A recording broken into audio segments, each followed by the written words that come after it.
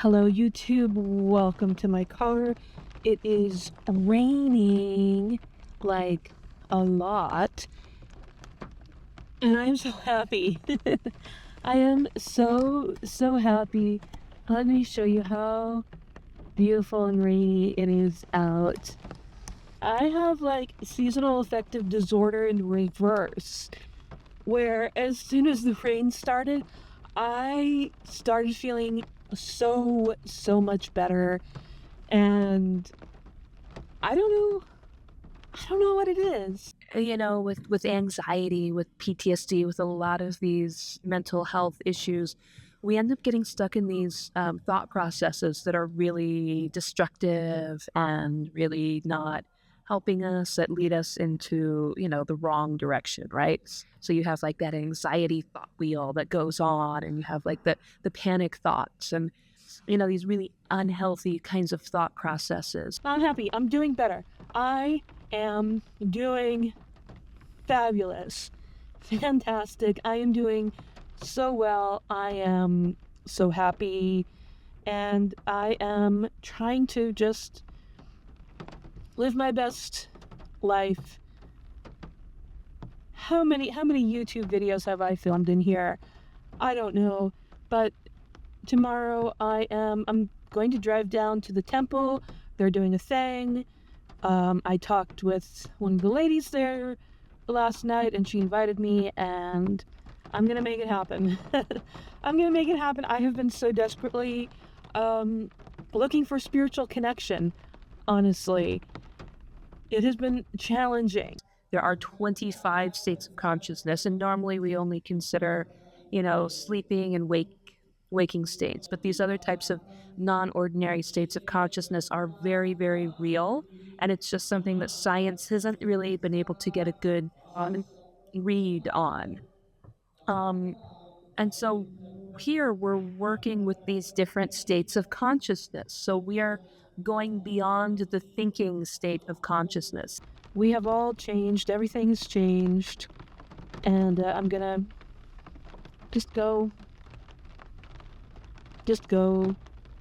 I bought all of these new saris for Navaratri and Diwali, and then I was so sick and did not get out to any temple or do anything to celebrate Navaratri. And Diwali, I was like on the road driving to Pasadena, did not get in to Pasadena in time to go to the temple in LA. And yeah, I really want to spend more time at the temple and really have that religious connection again. And I need to reconnect with community. Yeah, I've been so lonely and isolated, and I want to be in community again. As soon as the rain started, I started feeling better and started making change in my life. Change, like kind of going back to what I was doing before that worked so well. I went to the temple. For the first time since January 2022. It is now November 2024.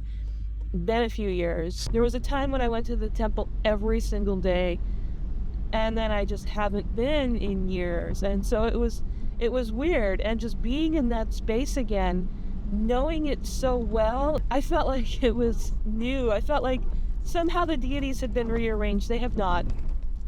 They've added more. I mean, I feel like I've had such a very real relationship with the deities in that temple. This is accessing a level of our natural human abilities that we normally are not trained to access. And anyone and everyone can access these other states of consciousness that are sort of beyond thought. And in all honesty, I had forgotten what a energetically powerful and magical space it is there. We had Kalabhairava Puja, and so I'm sitting there watching the puja, and I feel going into that oneness space, going into that third eye space, going into these, other states of consciousness, just sitting there in front of the Kalabhairava deity during puja. And I had forgotten that was even possible. I'd forgotten what that was like. And it all just came rushing back to me. All of these amazing experiences that I had living at the ashram, living at my guru's ashram, and, the other experiences I had in that temple so long ago. It's been too long. I mean, I've been I've been doing a lot of things in a lot of different places. And my involvement with transcendental meditation, I'm very happy to be going to the Maharishi International University and to be participating in the transcendental meditation movement. But what I get from my guru's own temple is it's a lot farther than what the transcendental movement has, the ability to take people. And so when you're dealing with PTSD and dealing with trauma and memories, and you have these unhealthy circular thought patterns, when you are able to kind of go beyond that and get to a place where you can access just your true self, like who you really are. Who were you before the trauma happened? What did you like to do before the trauma happened? Like, who are you really without this trauma? Who are you really without the depression? Who are you really without the anxiety? And so when you access that and you're manifesting these third eye powers and these Shaktis, you're healing yourself without having to really access the trauma thoughts or access the trauma memories. You're healing these things without psychoanalyzing, right? This isn't psychiatry. This isn't psychology. You're not psychoanalyzing yourself. You're going beyond that point. And from a completely different state of consciousness, you're able to heal. Remembering how much I loved the temple, how powerful it was. I was wearing a sari, so they immediately put me to work, volunteering, because in order to set up the puja or touch the deities, you have to be wearing traditional clothes, sari or dhoti. Arranging things and putting the flowers and washing the dishes, the puja dishes. And so being at the temple and stretching and moving and doing all the work, I hadn't done anything like that in so long. And it was painful. I was tired. It was really difficult. It was even difficult to sit on the floor for puja for as long as it lasted. It was incredibly painful. And I had to remember that I can go into the third eye space and connect with Kalabhairava and be free from pain and have that experience. And then the next day, Sunday, I went to a yoga class for the first time in I don't know how long. It has been a long time. And I've been trying to do yoga on my own at home, and I'm just not really getting what I need on my own. Look at this dog. Look at this dog. Yeah, this is a special puppy guest for the week. This is Odin, a baby 1-year-old German Shepherd, and he is a blessing. Last week, I went to the temple for Kalabhairava Jayanti, which is the festival of the deity Kalabhairava. Kalabhairava's animal is the black dog.